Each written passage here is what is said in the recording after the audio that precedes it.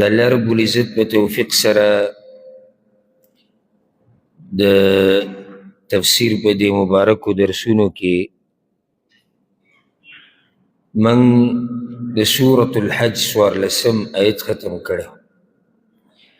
په دې آخري آیت کې یا د آخرني آیت کې الله رب العزت دا خبره ذکر کوله چې الله به ننباسي مؤمنان جنت ته.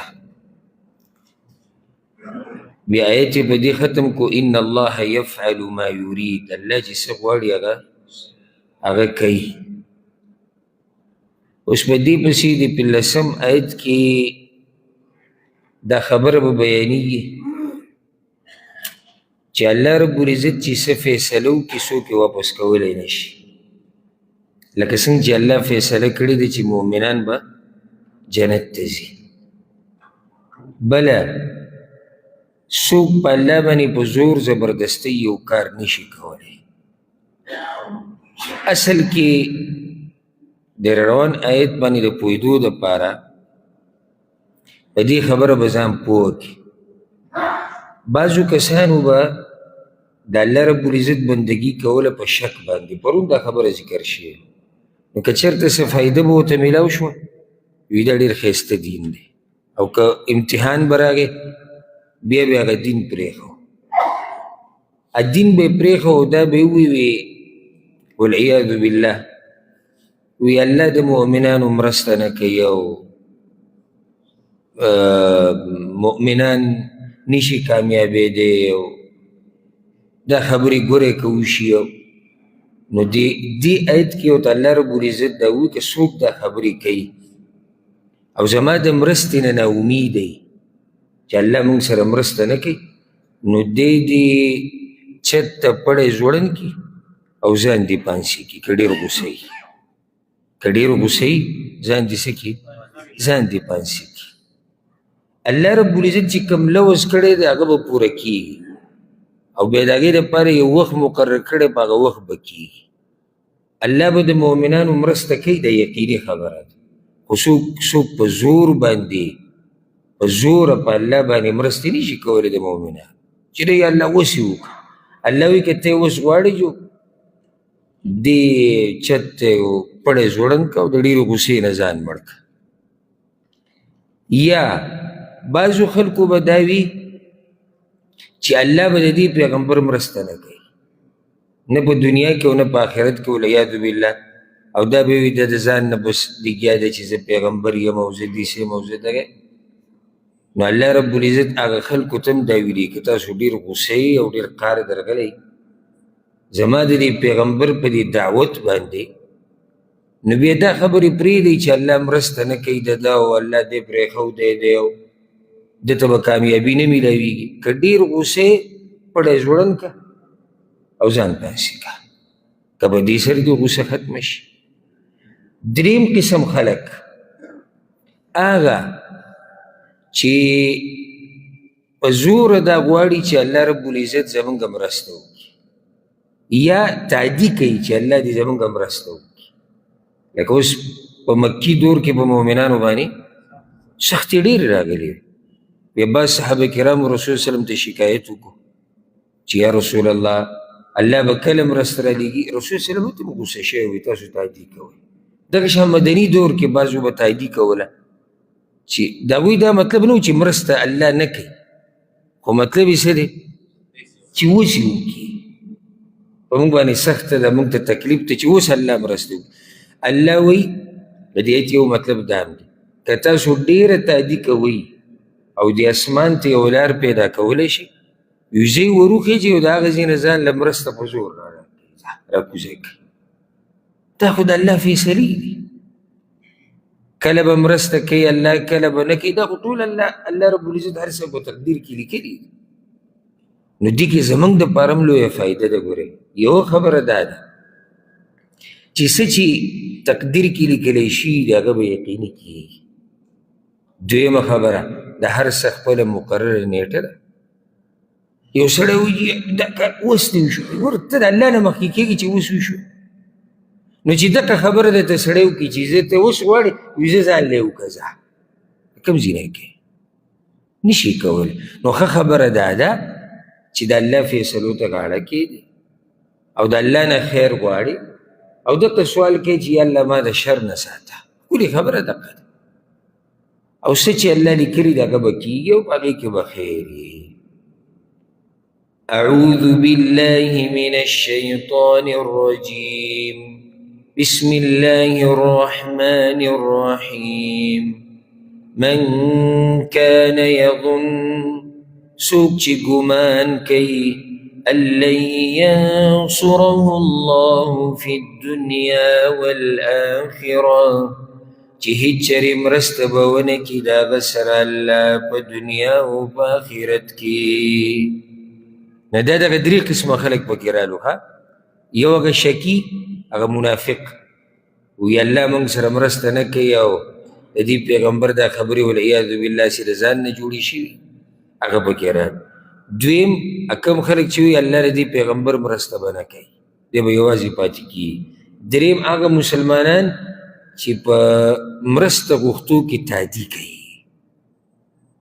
چیر زردی وشو فَلْيَمْدُدْ بِسَبَبٍ إِلَى السَّمَاءِ نو اگدی کی پڑے چتا. السما گورا پاربی کی چتا ہوئی خواہ چتا او دی اسمان تا السما ولی ہوئی دی دنیا چتا نو چتا دی پڑے واچے السما تا اسمان تا کسوک پڑے نیشا چورے وہ پڑے دی واچے کسا تا دی چتا دی پڑے واچے زان دی پانسی کی. دلتا بلا فائدہ دا یادا کی دا السبب چی دے کنا السبب فلیمدد بسبب دا پا عربی کی پا دو مانو رازی. یو دا دے چی سبب پا عربی کی پڑی تا ہوئی دا خبر واضح شو چی پڑے دیوا چی اسا تا چت دیوا چی او ہر شئی چی ستانا برده آگئی تا سماوی لکی پا عربی نو چت دی پڑے واچی زان دی پانسی که غصے بدی سر ختمی. دویم دا چی سبب پا عربی کی دیتم ہوئی آغا لار چی تپی اسمانونو تا ورسی لکه دغه ویلو را بشي سورة غافر کې فرعون هامان ته ویلو یا هامان ابن لي صرحا لعلي ابلغ الاسباب اسباب السماوات یو لار چې زه یو لار پیدا کم دی اسمان ته دنګ آبادي جوړه که چې زه لار پیدا کم اسمان ته. نو دا لار هم مطلب دې کې دواړه تفسیرونه صحیح دي. الله وی پړی دی روالي چت دی واچي ځان دی پانسی کې ډېر غوسه یا مطلب دا دی اسمان ته دی یو لار پیدا کی یو ځان لدی بخپله مرسته راوړي که نه ځه که کولی شي. فلیمدد بسبب الى السماء نو اوږدې کی پړی اسمان ته ثم لیقطع بیا دی پریږي فلینظر نو ودی ګوري هل یذهبن کیده ما یغیظ ایا بوبزی چل د هغه څه چې دی غوسه کړی دی بیا دې وګوري که د دې سره د ده غوسه ختمه شي. خلاصه د خبرې دا ده چې کېږي به هغه څه چې الله غواړي او کله به کېږي چې کله الله غواړي.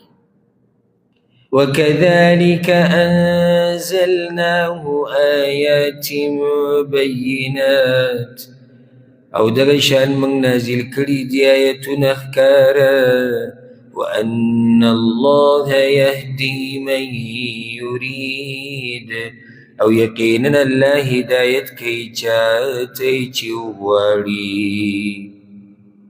سپټه خبر الله ایمان د پرېښودی ښکاره آیتونه مې رالیږلي دي. بیا ورسره دا یاده که لازم نه دی چې الله ښکاره آیتونه رالیږلي دي نو هر سړی به په نیغه لار روان نه نیغې لارې ته به هغه سړی راوړي چې الله یې وغواړي. او زه هر هغه کس ته یم چې زما دا خبره اوري که چېرته ته په نیغه لار روان یې د قرآن او د حدیث په لار روان نو خوشحاله شه. خو هغه خوشحالي چې دوکه کېږه پې مه. خوشحالي دو قسمه یو انسان خوشحاله شي او د الله شکر ادا کوي او نور محنت کوي. یو انسان خوشحاله شي او دوکه شي چې زه بس نور څه ته ضرورت نشته یو هغه شته ټک خطا چې ورسره سي هغه ته یې ولاړ شي.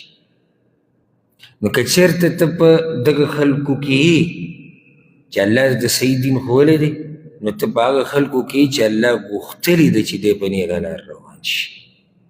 دلیل دا دی وان الله یهدي من یرید، الله هدایت کوي هغه چا ته چې ویې غواړي. بله مسله ترې دا راووته، که ما ورته ډېر کوشش وکړو که نه چې یو سړی نیغې لارې ته راواړه، نو نشي کېدی الا دا چې الله یې وغواړي. او یو کس ته به د سره څوک نصیحت ونه کړي او الله رب العزت به هغه ته نیغه لار نصیب کړي. اوس الله رب العزت مؤمنان، یهودیان، نصارا ټول ذکر کوي چې دا ټول خلک به الله ته مخامخ کېږي او فیصله به په هغه ورځ بیا کېږي چې څوک په حقه دی څوک په باطل دی. ځکه چې نږدې ګوره د خلکو اقسام ذکر شو که نه، قسمه قسم خلک ذکر شو، کافران ذکر شو، د کافرانو دوه ډلې، مؤمنان ذکر شو، منافقان ذکر شو. د قیامت نه چې کوم منکر دي د هغوی بعض د مشرکانو، الله رب العزت وایي یو لویه ورځ را روانه ده، دې ټولو به پته ولګي. ان الذین آمنوا، یقینا هغه کسان چې ایمان یې راوړی دی. اوله کې هغه ذکر کړو چې کوم کامیاب دي. والذین هادوا، او هغه کسان چې یهودیان دي. د یهودیانو تذکره وشو، والذین هادوا.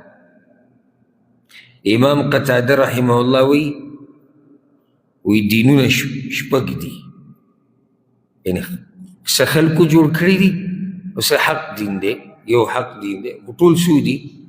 شپږ دي.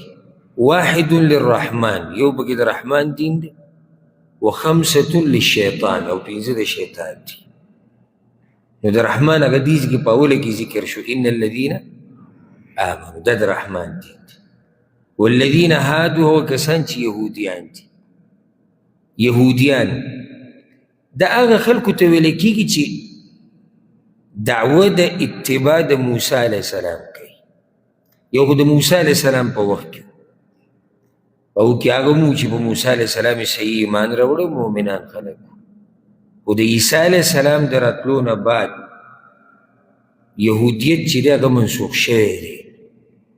نو داسې نشي کېدی چې یهودی دی په حق یې د عیسی علیه السلام د راتلو نه بعد او عیسی علیه السلام نه مني، دا نشي کېدی. او دوی ته یهودیان په دې وایي نسبت یې کېږي د دوی مشر نیکه ته یهوذا، دا د یعقوب علیه السلام زوی و، یهوذا په ذال سره.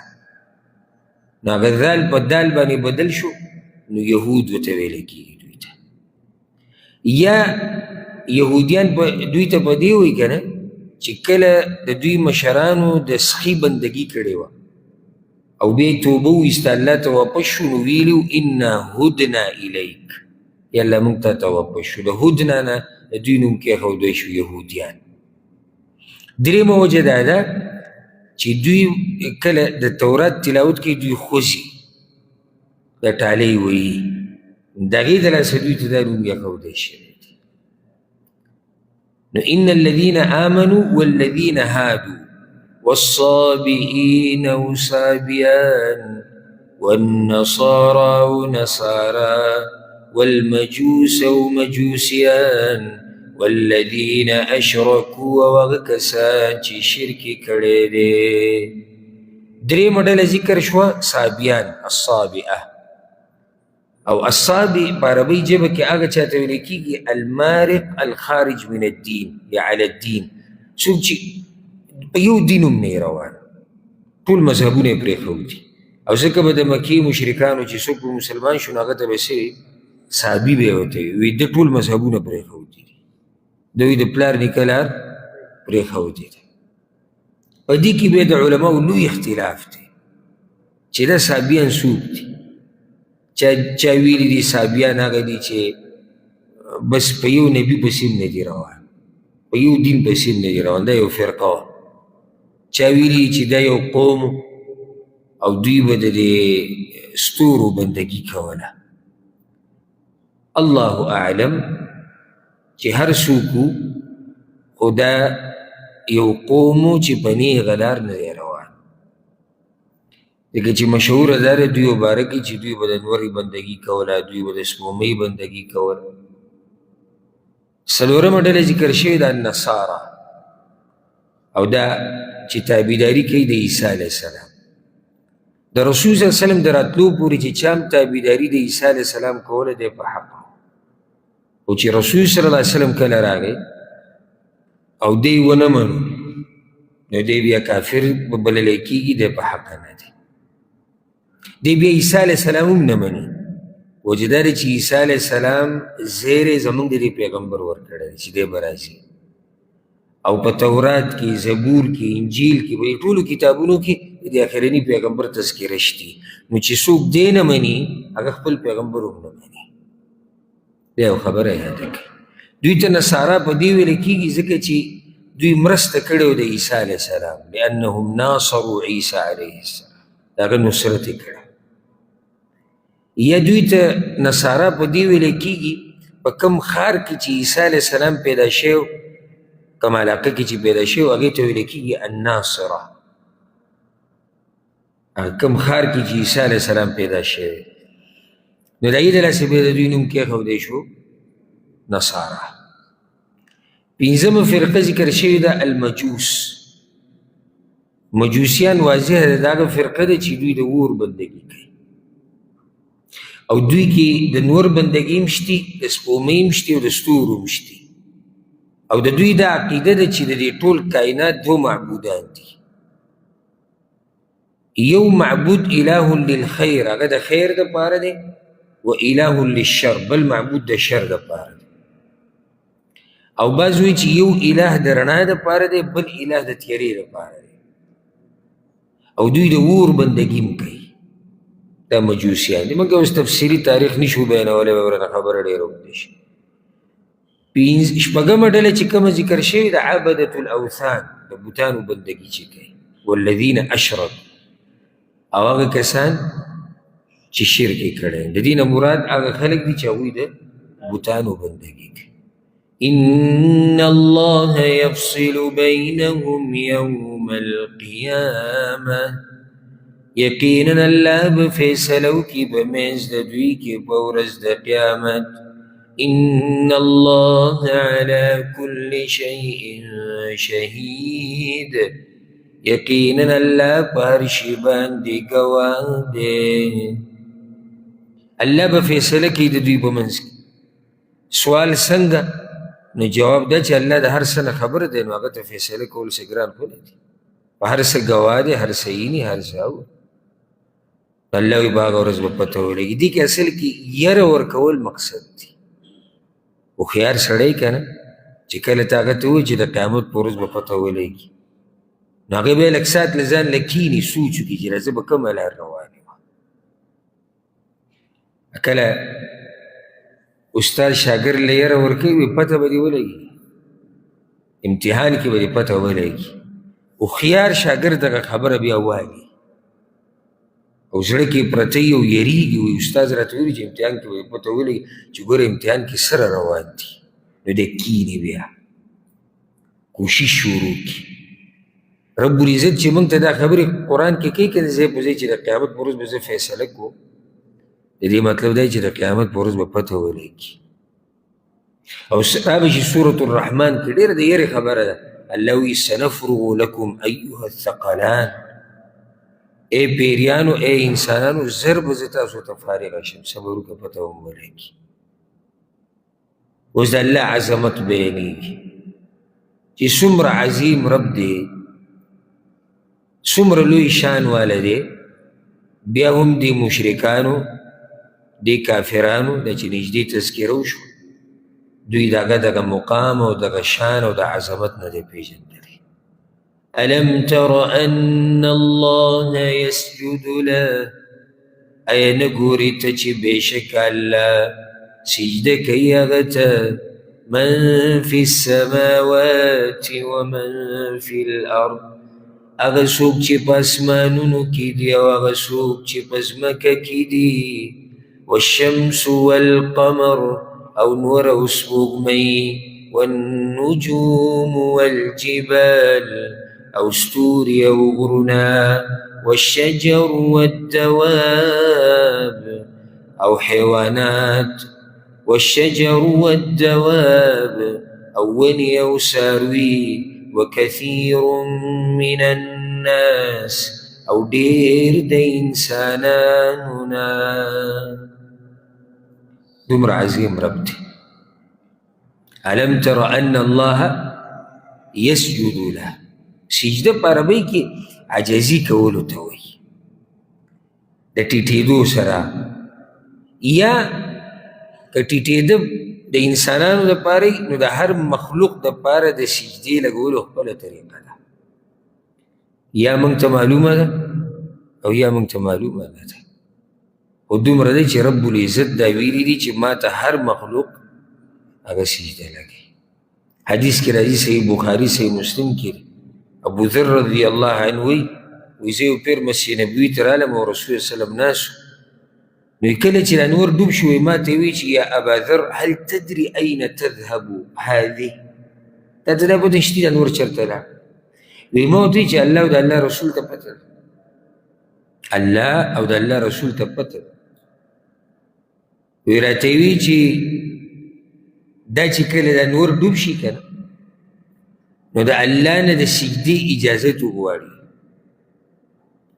الله ته سجده ولګئ، بیا اجازت انتظار کوي چې الله ولې اجازت ورکړي چې راوخیږي بیا د دې مشرق نه، نو بیا به مشرق راوخیږي. او یو ورځ به داسې راشي رسول الله صلی الله علیه وسلم وایي چې الله به ورته ووایي چې واپس شه په هغه ځي په کوم ځای چې راغلی، نو راوبخیږي نور د کوم طرف نه؟ د مغرب د طرف نه، او دا به قیامت ته نږدې د قیامت ته نږدې به کېږي. الله وایي او ډېر د انسانانو نه هم سجدې لګوي. د کوم انسانان دي؟ کومو چې الله منلی دی، کومو چې الله پېژندلی دی.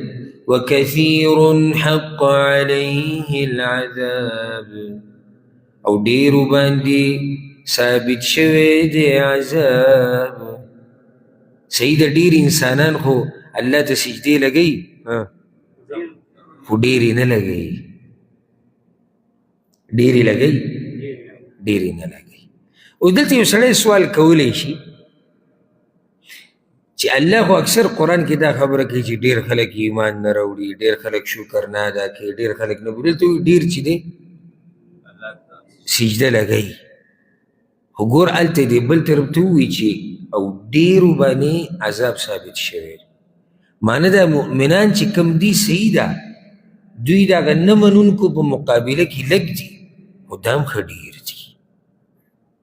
نو ډېر داسې دي چې د خپل رب عظمت یې پېژندلی دی، هغه ته سجده لګوي او په ډېرو عذاب لازم شوی دی. ولې پې لازم شوی دی؟ سجده نه لګوي. ومن یهن الله فما له من مکرم، او هغه څوک چې الله یې سپک کړي نو نشتې هغه لره هېڅوک عزت ورکوونکی. دا چې سجده نه لګوي خو سپک شوی دی که نه؟ دا کافر سپک شوی دی. الله وایي چې زه یې سپک کړم نو څوک ورله عزت نشي ورکولی. دا قانون یاد کا، صرف د کافرانو خبره نه ده، عامه.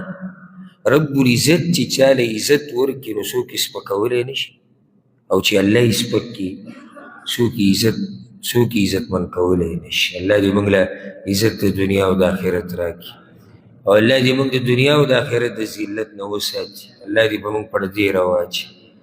ان الله يفعل ما يشاء، یقینا الله کوي هغه څه چې وي غواړي. اوس موږ سره څو ډلې جوړې شوې دې آیت کې، سوچ پکې وکړئ. دې آیت په رڼا کې څو ډلې دي انسانانو کې؟ دوه. کمې کمې؟ یو سجده لګوي، یو نه لګوي. معنی دوه قسمه خلک دي دنیا کې، دوه قسمه دي. صحیح ده؟ لکه موږ داسې ویلی شو چې کافرانو کې دننه بیا ډلې دي، دا پلانې ده او دا پلانې ده، خو نه، عامه خبره د دوی شریکه ده، کفر ټولو کړی دی. یو طرف ته کافران دي، بل طرف ته مؤمنان دي، او د دوی همیشه جګړه روانه ده د الله په باره کې، همیشه. او دا د قیامت پورې دا جګړه روانه ده. روان آیت کې دقه خبره ذکر کړي. د زمونږ همیشه د هغه چا سره خبره روانه ده چې څوک الله نه مني. زمونږ همیشه د هغه چا سره جګړه روانه ده چې څوک پیغمبر نه مني، قرآن نه مني، دا شریعت نه مني. هذان خصمان، دا دوه ډلې دي، اختصموا فی ربهم، چې جګړه کوي په باره د رب د دوی کې. الله اکبر. د الله رحم دی چې موږ په دغه ډله کې شامل کړي وو، کومه ډله چې د الله د توحید دپاره لګیا. سوچ کوو چې سړی به دې بله ډله کې، نو د الله رحم دی. هذان خصمان اختصموا فی ربهم، دا الله وی دوه ډلې دي او د دواړو خبره روانه ده د چا په باره کې؟ د رب په باره کې. د رب په باره کې داسې روانه دي چې څوک یې مني څوک یې نه مني، څوک یې مني سره د نورو معبودانو باطلو، څوک یې خالص بندګي کوي او په دې طریقې سره.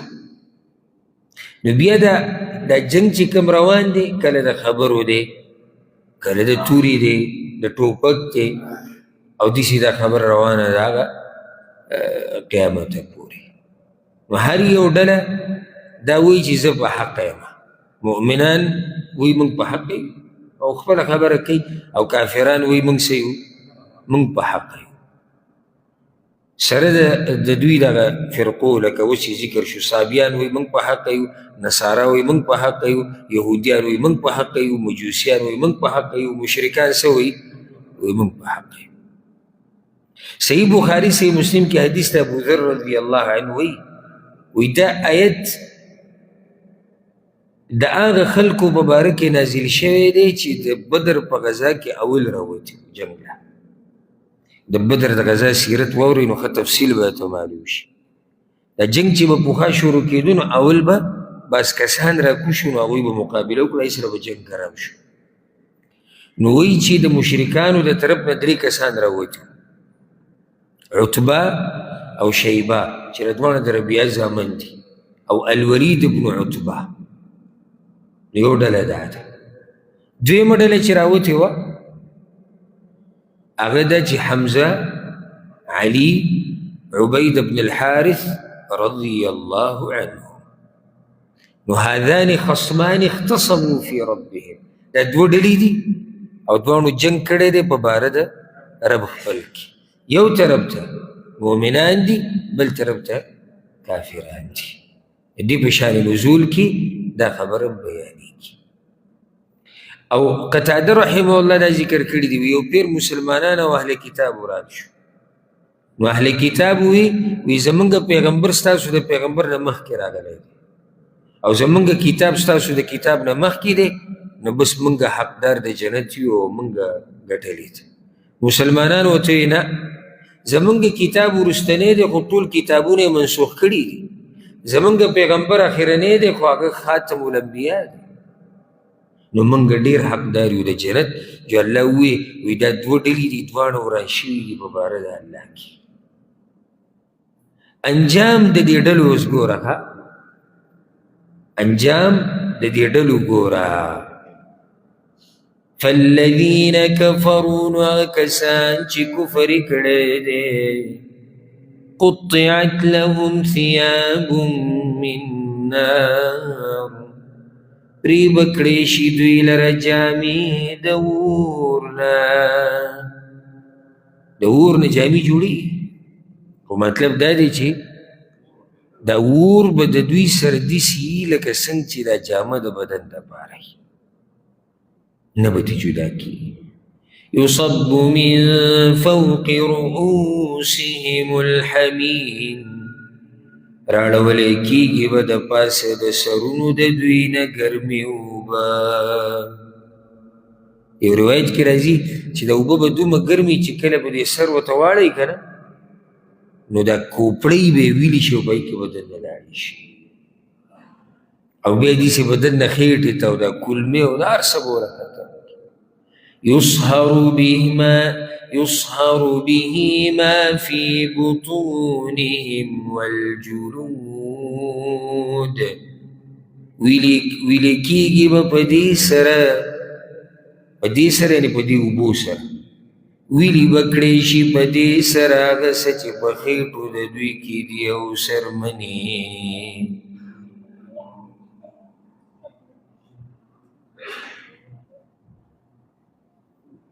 ولهم مقامع من حدید او دوی لره به ګرزونه یي د وسپنې نه په اور کې بلکل بند او له پاسه نه پرې ګرمې اوبه راوړي او بیا به په وسپنو دوی وهلی کېږي.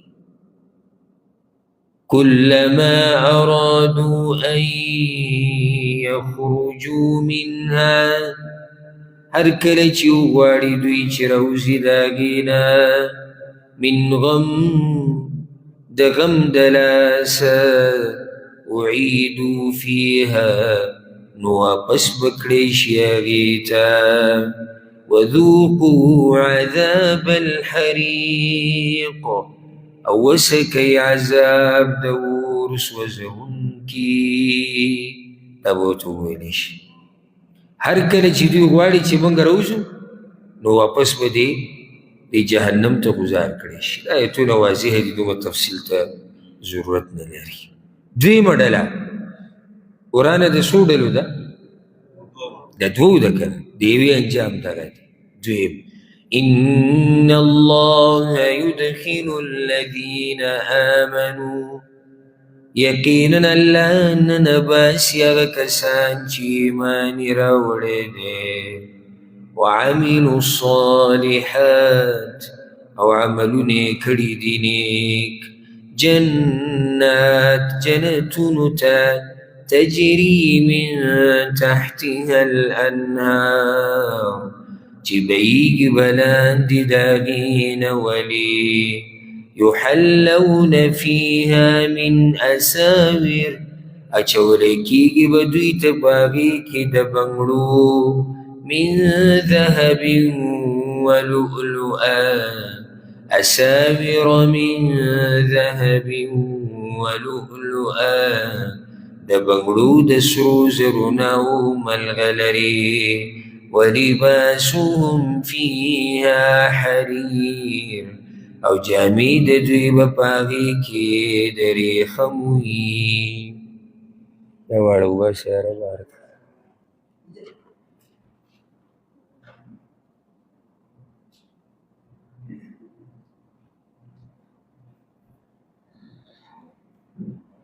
دا انجام د هغه دویمه ډلې ذکر شو.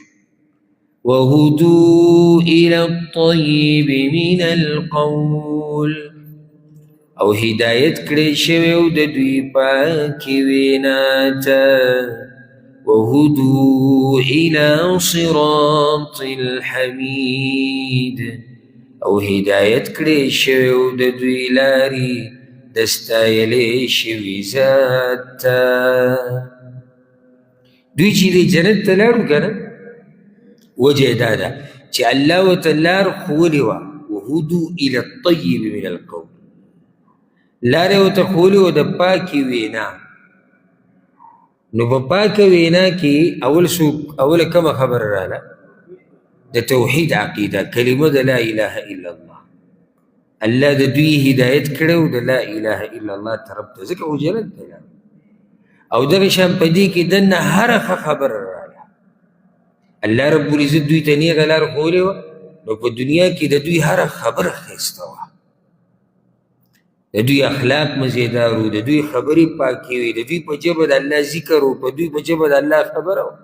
وهدوا الى صراط الحمید او هدایت کړی شوی دوی ته د لارې د ستایلی شوي ذات چې هغه الله دی. نو ګوره یو خبره یاده کړه دلته چاته چې هدایت الله وکړو په دنیا کې د نیغې لارې نو ده ته هدایت وشو په آخرت کې د جنت ته لارې.